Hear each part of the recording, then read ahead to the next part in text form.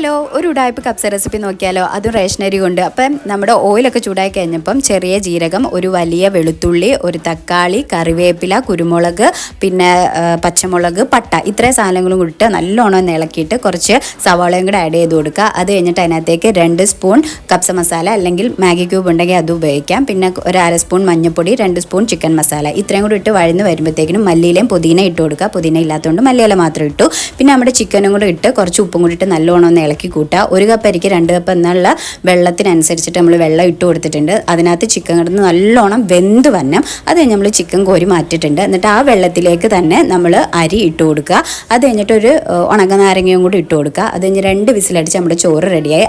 അതിലേക്ക് ചമ്മന്തിക്ക് വേണ്ടിയിട്ട് മല്ലിയില, പിന്നെ വെളുത്തുള്ളി, സവോള, തക്കാളിയും കൂടി ഇട്ട് ഒന്ന് അരച്ചെടുക്കാം. അത് കഴിഞ്ഞപ്പോഴത്തേക്കും നമ്മുടെ ചോറൊക്കെ റെഡിയായി. പിന്നെ ആ ഒരു ചിക്കനൊക്കെ ഒന്ന് വറുത്ത് ആ ഫുഡ് വെച്ചു. റേഷനറിയാന്ന് പറയത്തേ ഇല്ല കേട്ടോ. അപ്പോൾ അത്രേ ഉള്ളൂ. വീഡിയോ ഇഷ്ടമായാലും സബ്സ്ക്രൈബ് ചെയ്യണേ.